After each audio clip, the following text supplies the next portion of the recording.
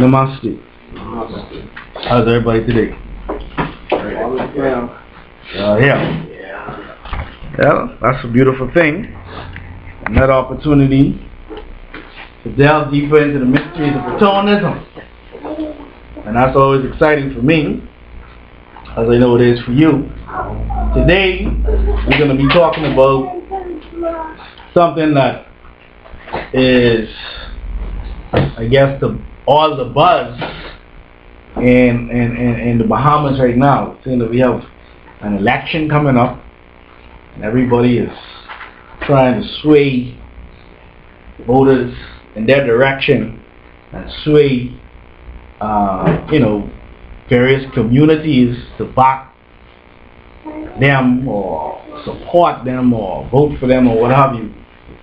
And I looked at our environment and I said, wow, this is truly an environment where, leadership is to the forefront.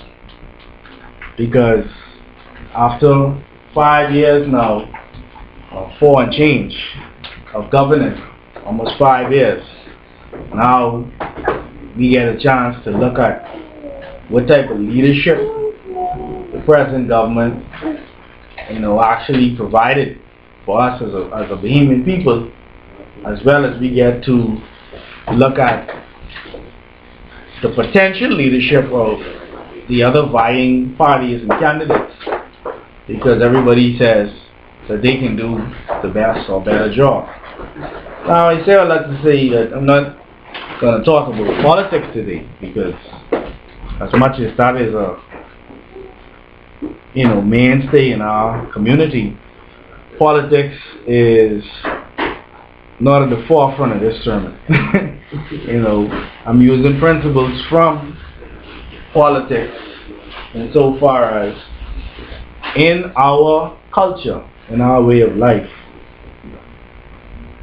in ancient Africa, we as Atonists, we always knew that leadership was important. We always understood that there were certain principles that had to be adhered to in order for the leadership to function in the way that it's supposed to function. I say all that to say that those of you who apply what we are teaching here at the Holy Qubtic Church, you too will become leaders. Some of you already are leaders. For those who already are leaders, you'll become better leaders. For those of you who are becoming leaders, you will learn how to be the type of leader that gets things done, and not just stand up in the front of people and talk and waste their time and stick leader on your forehead, because we have a lot of that going on. So I say all that to say that in one of our publications, which is the Sacred Masters and Their Views on Leadership, there's a couple of things that I was reading through insofar as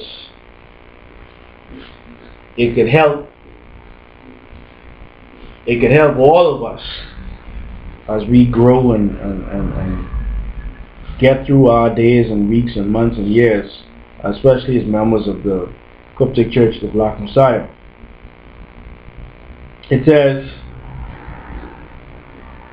the teachings of these ancient masters on leadership and strategy deal with the broad range of elements which make up the very fabric of society, inclusive of organizations of which you are a part of one.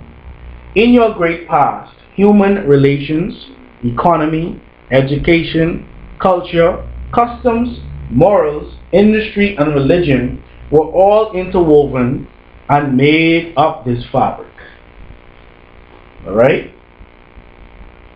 Human relations, economy, education, culture, customs, morals, industry, and religion were all interwoven and made up the fabric of our society. I dare you to find an issue in today's elections and politics that fall anywhere out of that. Those things that I just caught. The ancient masters advocated a society where minimal government interference was necessary for each man or woman govern themselves with inner discipline based on basic themes of respect, care, and concern for others. Now that's how Bain Town originally was. Bain Town, any issue that arose in Bain Town was handled by those who lived in Bain Town. We didn't call the police. The police, I mean, obviously there wasn't a huge force originally when the Yoruba settled here. So there had to be some way to maintain order without a police force. Right? So these were the principles. You don't have to go back to ancient days to find. Right here in historic Bain Town, these principles existed and allowed for us to exist as a people, whereby we didn't need the government breathing on our necks, we didn't need the police breathing on our necks, because we had self-control and self-discipline. It goes on to say, with this way of thinking, there was maximum opportunity for individual fulfillment. Makes no sense being a part of something and you are not being fulfilled. You know, I used to work for a company and they made billions, hundreds of millions a year. To the point where globally they were a billion-dollar company. And they used to, you know, call us into a meeting, pour everybody champagne, put these big figures up in the front of us. Oh, in Bahamas, y'all made, you know, $3 million for us this year. And let's all toast to that. Yeah, but I still paying rent. So good for y'all. Yeah, they were paying me, but I wasn't even catching the crumbs from them $3 million. And when they said Bahamas, it was only 3 hours working. So that means 3 hours, that's $1 million each. Right? You would give me 10%, I would be not 1%. Right? So I'm only saying that to say that when we have true leadership and true governance, everybody is fulfilled. There was also a conscious balance between the physical world and the natural or spiritual world. Alright, this is something that we don't necessarily have within our systems of government right now, because we're so plagued by religion. We're plagued by bureaucracy. We're plagued by those who in Jesus' time would be referred to as the Pharisees and the Sadducees. They still exist today. But we jump back, speaking about this balance between the physical and the spiritual. We have to jump back to our reading from the original books of the Bible, whereby in the book of the Divine Principles of Ma'at, which is book 10 in the original books of the Bible, on page 191, verse 11, it reads, O humanity, hold always to the true spiritual reality of total consciousness and true conscientiousness. On one hand, you have total consciousness, total awareness, and true conscientiousness, true empathy, true compassion for those of self and kind as well as others.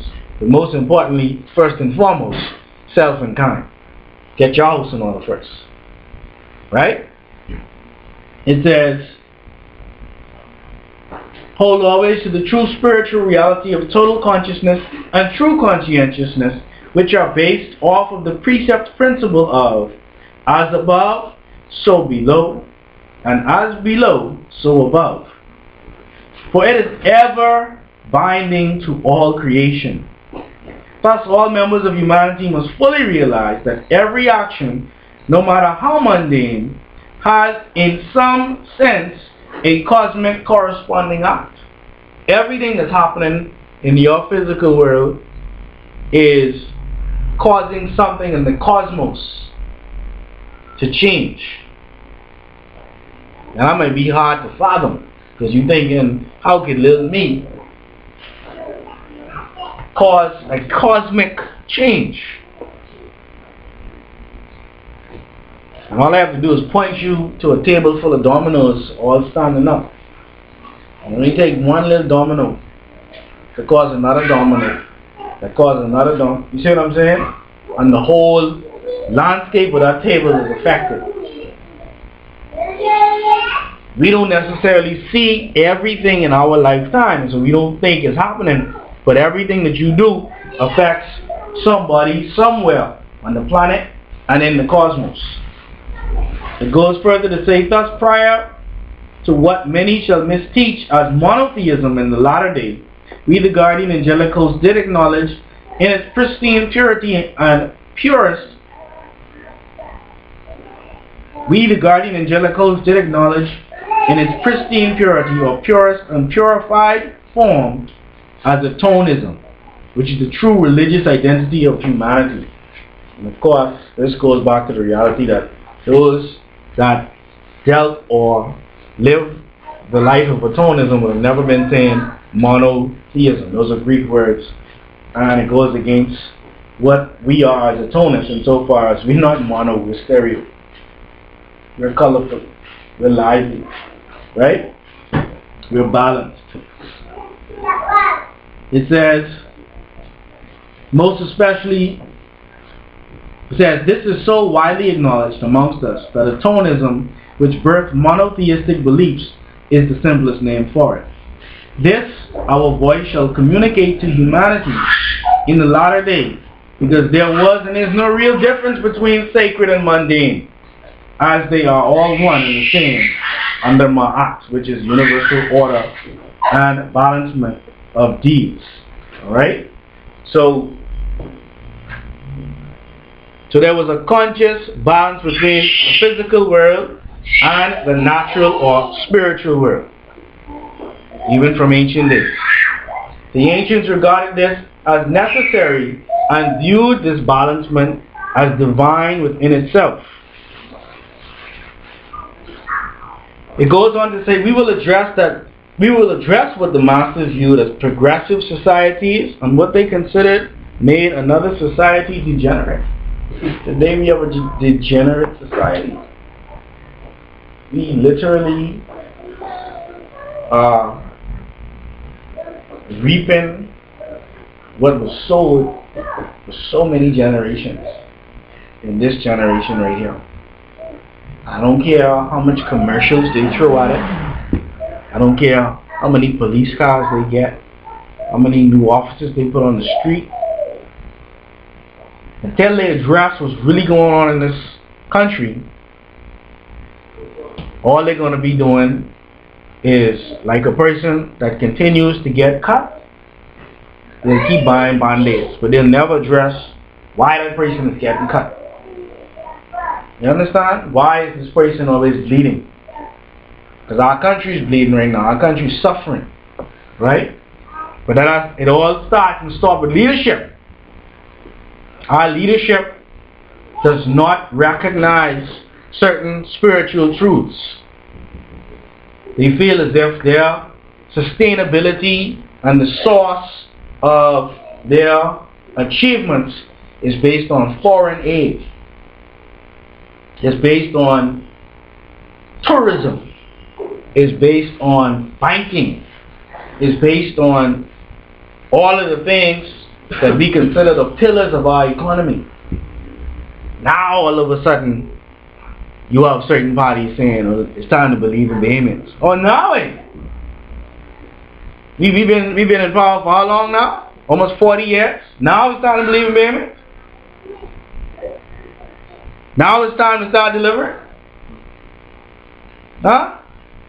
We have to question them on these things, because the day and time for listening to hot air is over. Because the murders show that people are tired of the hot air. The murders are showing that. Nobody wants to listen to what you have to say anymore. Either you bringing up the goods or you ain't. And they saying, if you don't got what I need, then I got something for you. Sound the truth, right? The pyramid scientists observe this phenomena in terms of the event that precedes the cause and thereby leads to cause and effect. Now this is key. The event that precedes the cause. So there's an event that precedes a cause that leads us into cause and effect. So our leaders in addressing crime are unable, and I'm not saying it's an easy job, and I'm not saying it's a silver bullet to this, but there was an event. You can get to what that was. That created a cause that brought us into cause and effect. So right now we're dealing with cause and effect. John Doe was killed last week. John Doe is the brother of Sean Doe and Mary Doe, right? Or Jane Doe. Which means now that this surviving family now needs or feels that they need to pay a visit to the family of the killer of their brother. And they go back and they kill someone in that family. And the person they killed was the father of a little boy who was growing up who watched his daddy get killed. So he grew up saying, when I get big enough, I ain't gonna go back and I can avenge my father's death. And he go back and forth, and back and forth, and back and forth, and back and forth, and back and forth. You see it in world politics. You see it in marriages. You see it in friendships. You see it straight across the board. Tit for tat, tit for tat, tit for tat, tit for tat. And it's going to take some of us, and we're going to have to be strong to do it, to say, okay, I can take loss. Not that you taking loss, you know. But you remember, there's a divine relationship between whatever happens in the physical and whatever is happening in the cosmos. Nothing is going to happen to you that's not going to be dealt with.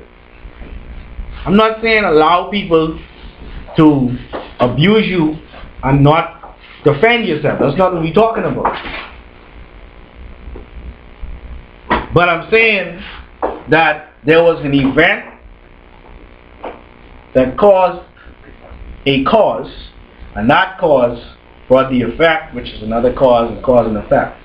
That event for us, or zero-time reference with regards to what we understand our history to be, historians would say 1492, Christopher Columbus.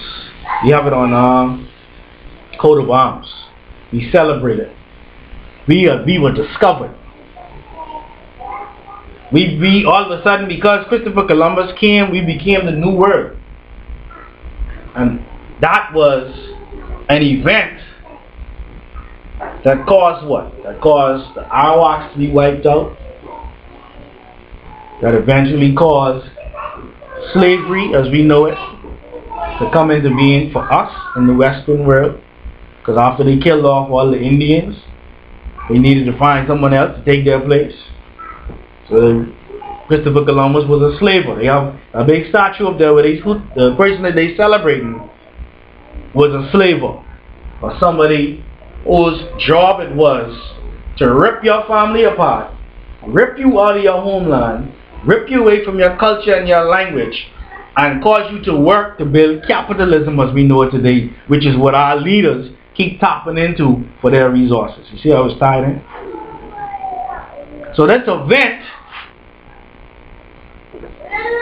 of us being discovered and the cause, which is some people dying, some people being enslaved, which now has us in cause and effect, and so far as we have the murder rate. I'm just using murder as an example because it's happening across the board. Sweethearting, lying, thieving, all the stuff that's going on, that's plaguing our society today, right? In true leadership, you have to address this event. You cannot allow for this to fester. You can't celebrate it and act like it didn't happen. You think those people whose relatives or whomever died in 9/11, you think they moved on? You think they said, oh well, you know, it happened. Every September 11th, they can commemorate it. We just spoke about it last Sunday. They still commemorating Passover and that didn't even happen. But they can commemorate it to make you think it happened. Yeah? But we're supposed to get over slavery. We're supposed to celebrate Christopher Columbus. And our leaders go on as if everything is okay. Everything is just fine. And as much as I'm pointing the finger at the leaders, I have to point the finger at us too. Because honestly, if our leaders were to stand up and say what I'm saying right now, they wouldn't be our leaders for much longer. In a lot of instances. Because we don't want to hear it. All we want is the murder to stop. Well, it can take some things to happen for it to stop. You keep going to the doctor with this rash. I just want it to leave. Well, some things can have to happen for this rash to dry up and go away. It ain't just go away. You understand? So, this event is crucial. I'm not going to get too caught up in that. But we understood, and our pyramid sciences, which is where the word miracle comes from, as the word mir means pyramid in the ancient African language of Tamarean. We understood in those pyramid sciences that Yahshua was falsely called Jesus, the schools he went to. We observed the phenomena in terms of the event that precedes the cause and thereby leads to cause and effect. As a result of this, you will learn to see that there is a counter cause. This is because we got to answer the question of how do we get back on track. If there's a cause, then there has to be a counter what? Talk to me now. There must be a counter cause, right? And a counter effect to each event, which will lead to your mental, physical, and spiritual liberation. That's what we're aiming for here in the Qubtic Church of the Black Messiah. We're not just aiming to have a bigger congregation and a bigger church and, you know, everybody making a bunch of money and sitting up lavish. I mean, that's all good and well. But if you still are not mentally liberated, then all of those things become your trappings. All of those things are what actually controls you. Alright? So the question was, what did the ancient masters see as most destructive to human development or mind? Because we have to get to the bottom of this. We need to understand why this is happening. As leaders in our community, we are supposed to be the ones trying to get to the root of the problem. The answer is simply greed and aggression are the two most destructive, both being driven by wealth, sex, and death. Greed and aggression.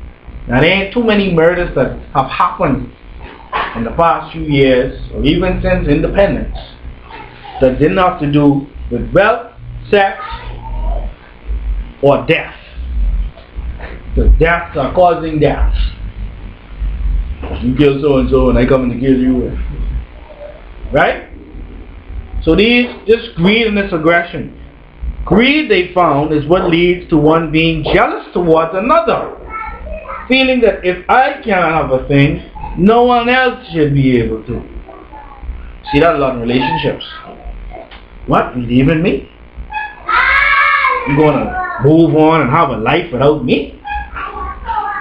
I ain't happy that. No, you ain't gonna be happy with someone else. I may beat you until you decide it's best for me to stay so I can keep my life, or I kill you. All coming out of greed and aggression. Even further, if I don't know a thing, no one else should have the right to know it or teach it, because it would make me seem inadequate as a person. We see this all the time. We are teaching church. And I don't stand up here as Faustinius saying I know everything and no one else can know what I know. One of the first things we are taught in seminary is there's nothing that one person can think that the next person can't think. Just like a computer. Once you get online, you online. You could go to whatever website any other computer could go to. Now, do you have the processing speed and the software to utilize what you found online? That's a whole other question. Right? So, that happens also in our societies, whereby because a person is in a position of leadership, they feel as if nobody can tell them anything, or they have it all figured out. Or, I see, I'm the leader. See, I know last week I was Joe Blow, the candidate. But now that I am the representative for a particular constituency, nobody can tell me anything anymore. You understand? I was made the Minister of Health. Okay, good. Very good. That's your portfolio? Very good. Very good. Usually they give that to a person who is a physician because they have some knowledge of that portfolio. But I dare say, if they were to give it, like for example when they give the portfolio of fisheries to someone who don't fish, you have the responsibility for how this ministry is going to be run now. What's one of the first things you should go do? Go talk to the fishermen, eh? Go talk to someone who knows about fishing or what's going on. Oh no, I read that report. Report? Go on the dock. Let them report and tell you exactly what's going on. Right? I'm just using examples because these are flaws that, yes, we may see in our present day leadership. And most importantly, you have to look within yourself to see if you have these flaws. As a leader, you should always be self-evaluating and trying to understand exactly what's going on with your organization, your congregation, whatever it is that you're in front of. Right? It says, the ancients didn't view wealth, sex, and death as evil or bad, but the abuse of these three principles due to man's greed or aggression, which turns them from natural human desires and events of natural to unnatural, destructive, and detrimental towards man's existence. This is where our society is today. We've taken things that were natural, things that were commonplace, and we flipped them on their side, or flipped them on their head. We're out of balance, we're out of whack. We have to find a way now to get things back in order. But the only way to do that, and I have to speak about it as a leader speaking to leaders, is we have to go back to the root cause. Why do I say that? We are all influenced by several things. Circumstances being a major influence. Emotions being a major influence. The company we keep, a major influence. How do you lead in circumstances with people while your emotions are also tugging on you? How do you lead? How do you get to a point where you're in control of your destiny? Because that's really what you're the leader of. Your destiny. We got people who vying to rule the destiny of this country. But every day you have an election going on in your head. You got some thoughts saying, no man, roll with us. Do it the way we say do it. And you got some other thoughts that saying, no, you know better. Come on now. Let's remain balanced. Let's remain focused. Let's remain on the what? The way. The way. I want to pause here from reading in this publication, and I want to jump to the book of Psalms. The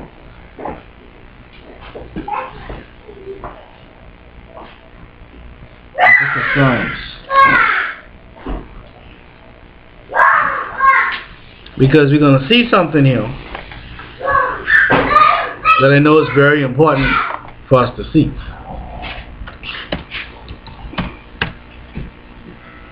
And it's based around the path or the paths that we take in life.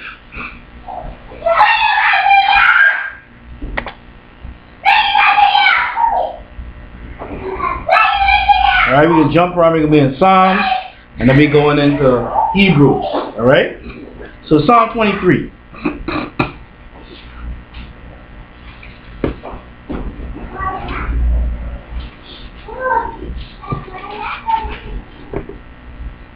The Lord is my shepherd, I shall not want. He maketh me lie down in green pastures. He leadeth me beside the still waters. He restoreth my soul. He leadeth me. He leadeth me. He leadeth me. This is what a leader is supposed to do. A leader is supposed to, let's jump back. The Lord is my shepherd, I shall not want. So the person following is not wanting for anything. But why? It says, He maketh me to lie down in green pastures. Because you was led to a green pasture. He didn't lead you to a desert and then sell you water. See what's going on? This is what's going on in our world today. I can't even just blame it on our leaders because they just a part of a bigger system. When these foreign interests and foreign entities come into this country and they decide, for example,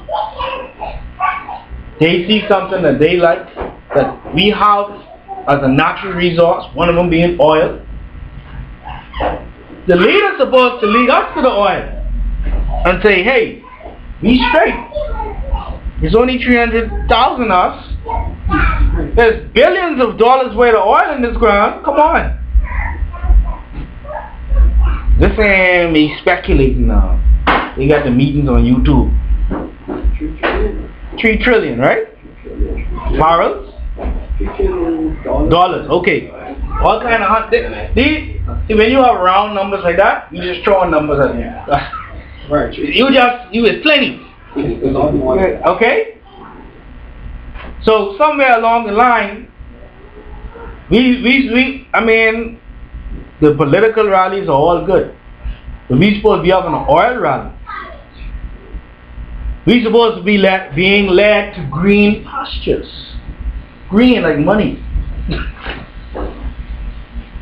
Everyone's supposed to be set, but is that happening?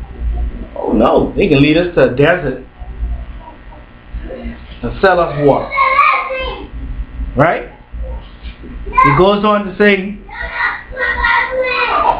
He leadeth me beside the still waters. He restoreth my soul. So what restores the soul? What restores the soul?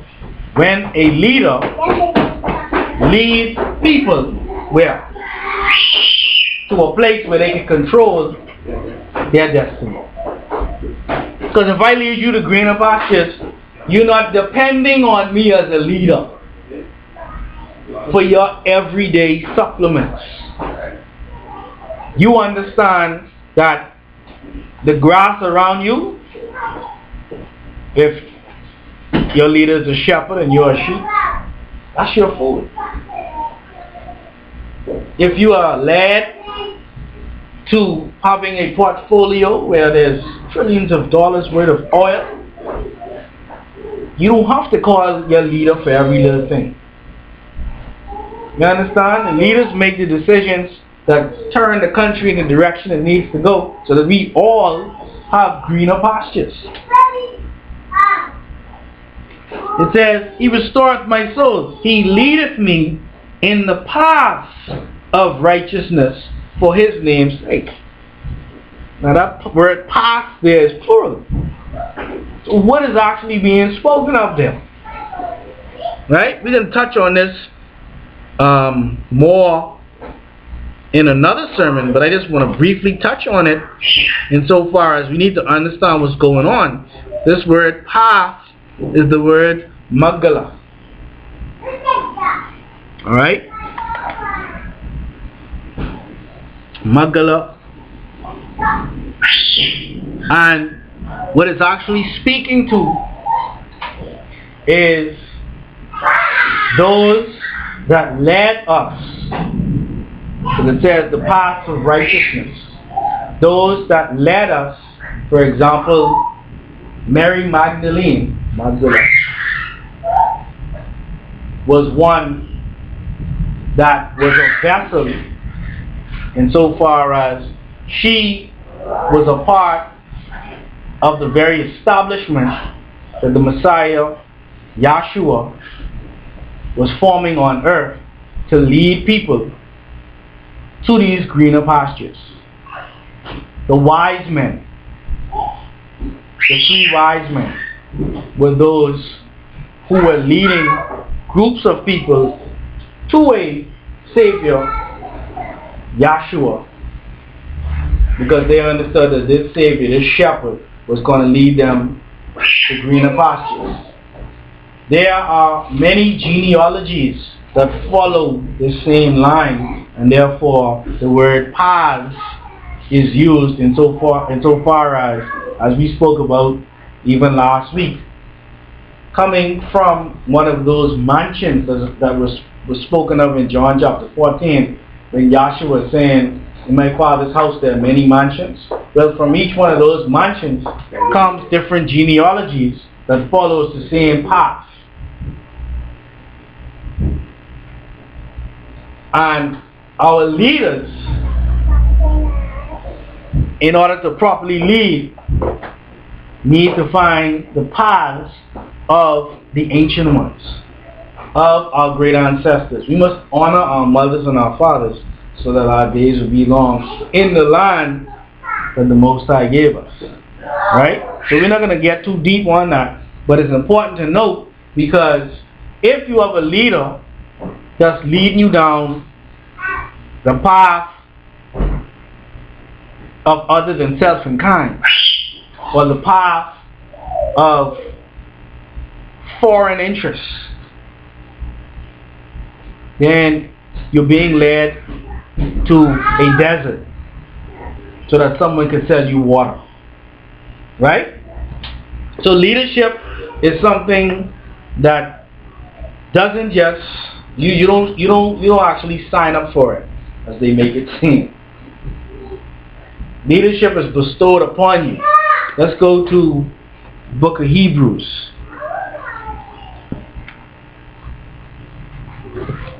We can look at Hebrew chapter 5.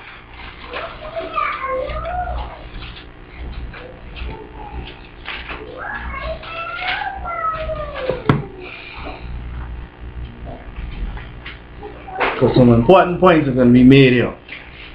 Hebrew chapter 5, verse 1. For every high priest taken from among men is ordained for men in things pertaining to God, that he may offer both gifts and sacrifices for sins. Who can have compassion on the ignorant and on them that are out of the way, for that he himself also is compassed with infirmity? Who can have compassion on the ignorant and on them that are out of the way? What's this? What is this word way? I am the way. The way is one of these paths that we were just talking about. It's not that the paths are many, it's that many are on the path. The tarok, the way. Right? Only someone who has been out of the way, or who been walking a path that wasn't the way, can truly guide others back to the path that is the way. That's what it's saying here in Hebrews chapter 5 verse 2. And by reason thereof he ought, as for the people, so also for himself, to offer for sins. You ain't a perfect person because you leading. You have to be the example. You have to show others how to atone for their misdeeds. And no man taketh this honor unto himself, but he that is called of God, as was Aaron. So you can't just jump up and say you're the leader. That's what this is saying. It says the universe bestows that upon those that are ready. How does the universe bestow leadership on you? The universe bestows leadership on you by way of the responsibilities that you continuously mount up. And by the time as you turn around, you're responsible for this, you're responsible for that, you're responsible for them, you're responsible for them. You're responsible for all these things, and everybody looking up to you for either the answer or the direction. And before you know it, whether you know it or not, you are being held responsible as a leader. That's how it's done in the universe. Right? Verse 5, so also Christ glorified not himself to be made a high priest. He didn't jump up and say, I want to be a high priest. But he that said unto him, Thou art my son, today have I begotten thee. And he was initiated in the pyramid school. That's when he was anointed and appointed to do what he was supposed to do. As he said also in another place, Thou art a high priest forever after the order of Melchizedek. Alright? We'll stop there for now. And we'll jump to Hebrew chapter 12.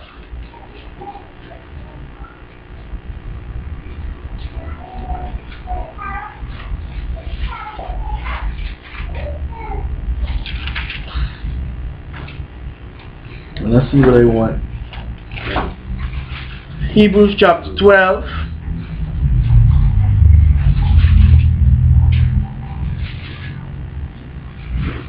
I'll start from verse 1. Wherefore, seeing we also are compassed about with so great a cloud of witnesses, let us lay aside every weight and the sin which doth so easily beset us, and let us run with patience the race that is set before us. Let us run with patience the race that is set before us. In the Qubtic church, we've even been in there not even 2 years yet. Right? But we're running with patience. We have to understand things aren't going to happen overnight. Things are not going to happen overnight. We have to lay aside, it says, every weight, all of the burdens, all the hang-ups, all of the things that you think are such a big burden. If all of us come here and bring our little burdens, we'll have one big burden. You have to lay them to the side. It says, and the sin which doth so easily beset us. Atone for your misdeeds. Don't worry about them. Atone for them. But you have to learn how to atone for them. Verse 2, looking unto Yahshua, the author and finisher of our faith, who for the joy that was set before him endured the cross, despising the shame, and is sat down at the right hand of the throne of God. Now, this is talking about him picking up his own cross. You have to do the same. We talked about that last week. For consider him that endureth such contradiction of sinners against himself, lest ye be wearied and faint in your minds. So you have to look at all of those who actually was able to accomplish what it is that you say you want to accomplish. Because that's what a leader does for those that follows that leader. The leader is an example. The leader shows you how to do or get through what it is that you say you want to get through. You see? It goes on to say, verse 4, ye have not yet resisted unto blood, striving against sin. And ye have forgotten the exhortation which speaketh unto you as unto children. My son, despise not thou the chastening of the Lord, nor faint when thou art rebuked of him. Leaders have to be put through the fire, and they also have to put others through the fire. Like we read this morning in Psalm 66. You don't have to run there right quick. I'm just run there to read a verse. Because if you don't understand what's going on, you will think that something is wrong. But when you come into an environment to better yourself, you are admitting that you have some things that need to be what? Fixed. Burnt off. If you're going to purify the gold, you got to put it in what? Fire. Right? Psalm 66 verse 10. For thou, O God, hast proved us. Thou hast tried us, as silver is tried. So you have to be proved. The only way to prove is to test. And when you get put through the test, trust me, you have a testimony. Right? You'll be able to tell what you were put through in order to get where you now are. It goes on to say, verse 7, if ye endure chastening, God dealeth with you as with sons. For with son is he whom the Father chasteneth not. But if ye be without chastisement, whereof all are partakers, then are ye what? Bastards, and not sons. Then you become a bastard. When you can't follow the rights, the laws, the precepts, and you can't stay on the path, then you no longer a son or a daughter, you become a bastard. That word bastard means mongrel, which is speaking of those who follow other than self and kind. So we become a bastard nation because unfortunately our leadership either doesn't know better or just chooses not to do better. I don't know. I'm not there. Maybe a little bit of both. Who knows? But we have leadership that is not setting us on the path of righteousness. What is the path of righteousness? The path of righteousness is the path that each person takes to themselves. So the amount of government interference with regards to who you are and how you're supposed to carry yourself and what you're supposed to be, that should be, I should say, there should be a limited amount of interference or hindrance by the government. The government just wants to lead you to the green pastures. That's like if you are leading your family, well, you're supposed to lead them to green pastures. You're supposed to stand over your children, tell them exactly what to do and how to think and who to play with. I mean, you guide them. You create your own Garden of Eden, and then you step back. You set the parameters. and then you step back. That's what true leaders do. That's what true leadership is. So, going back now into our publication from the Holy Qubtic Church, the Sacred Masters and Their Views on Leadership. Let's jump over to page 72.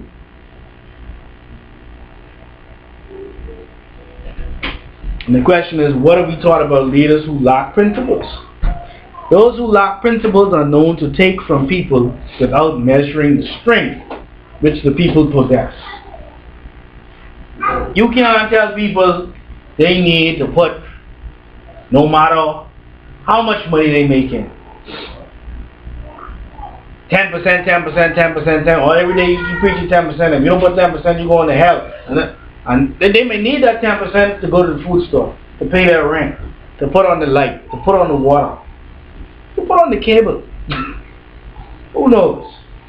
But all you worry about is following the book.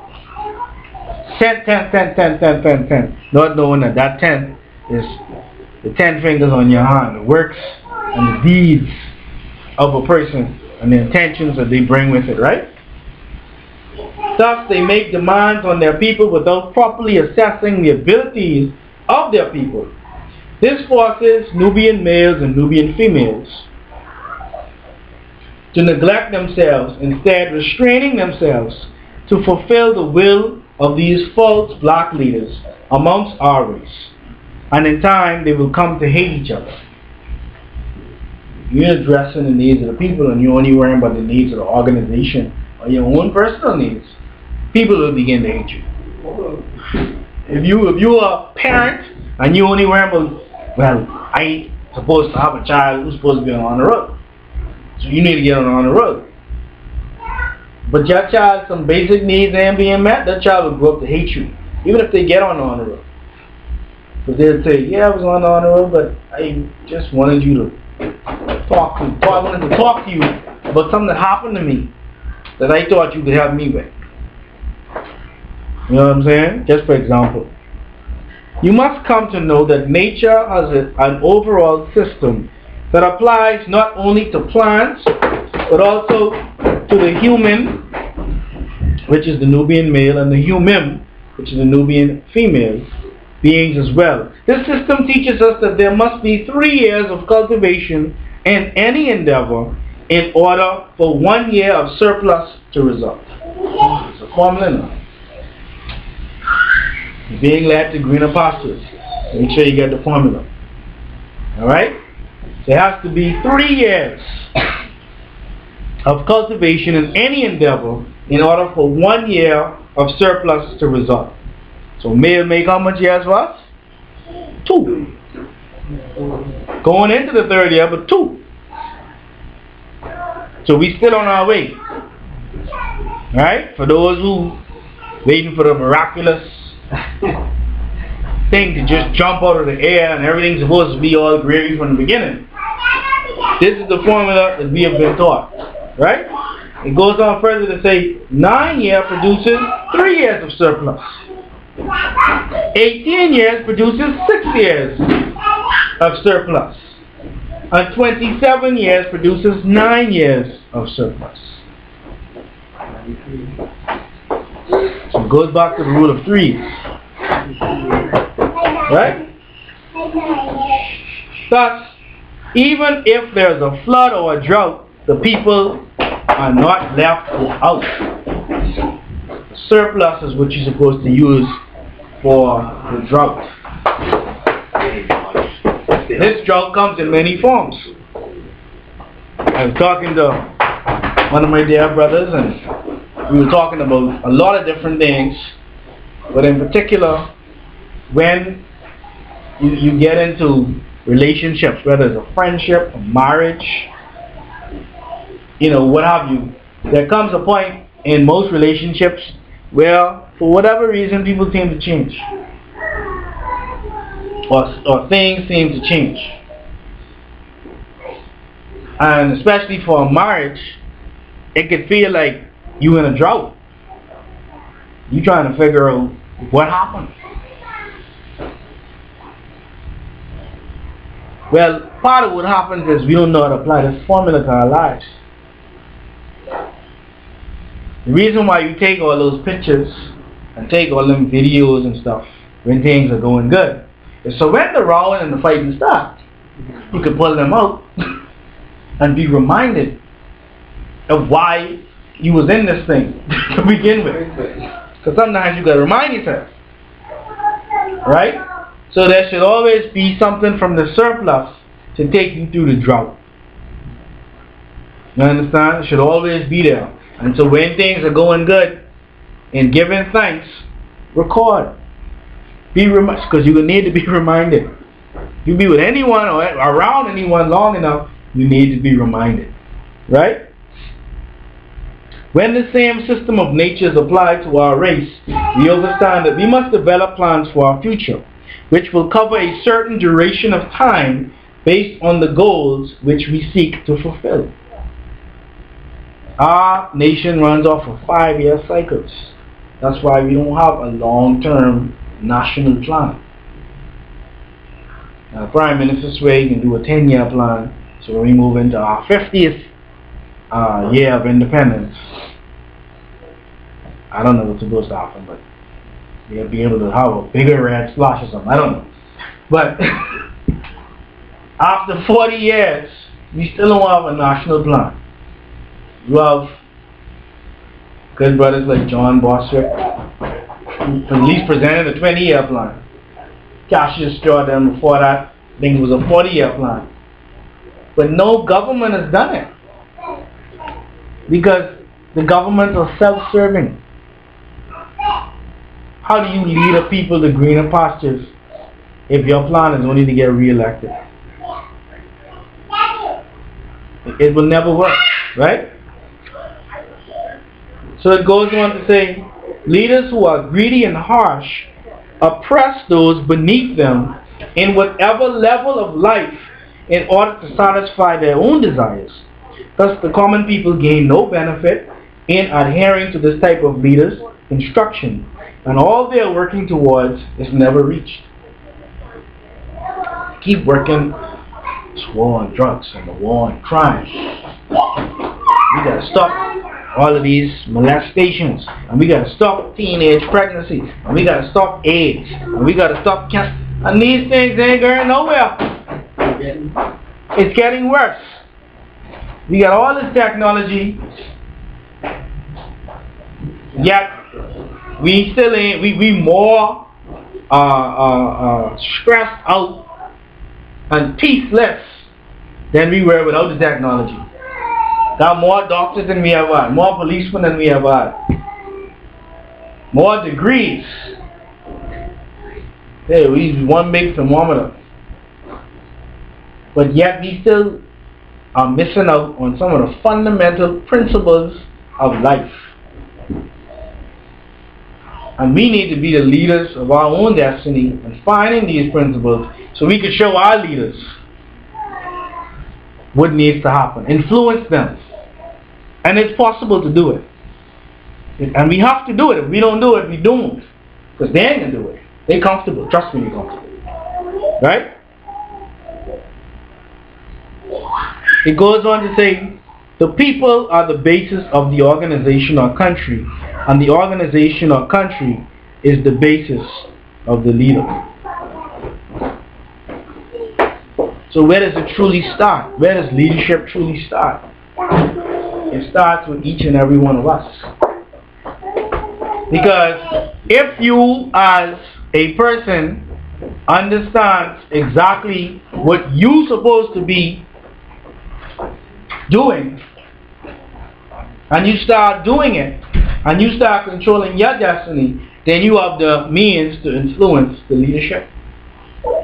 And influencing the leadership influences the country. And influencing the country influences the world. And influencing the world influences the future.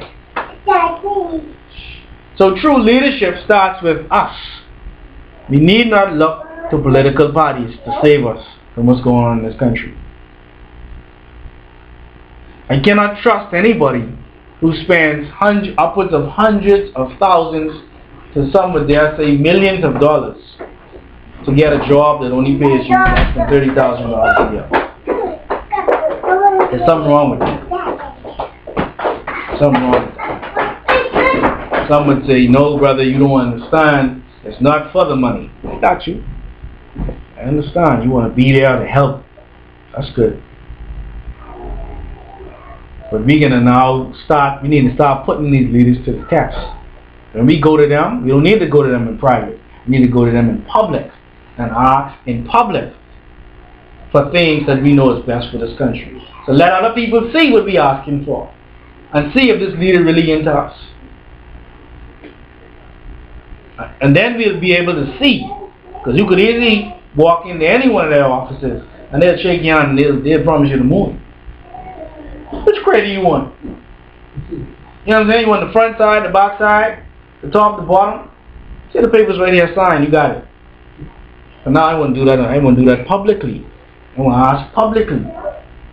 So when I explain to people that I really didn't have the moon, like I was promised, I said, but what you say? We are not too have to be realistic with regards to what we ask the leaders. We can't ask the leaders to solve crime and then we ain't willing to tell on our neighbor we know thieving from the neighborhood. We just don't thief from my house. And I wouldn't tell. If the leaders are us and we are the leaders. So I say all this to say that in the Qubtic Church, we take our leadership from the scriptures, from our guardian angelic hosts, because they've already done what we're striving to do. They have already become what we are striving to become. And as long as we keep our eye on that prize, then we will become the force to be reckoned with in this society as individuals, and most importantly, as a group of people, as a congregation. And with that, I say, Amen.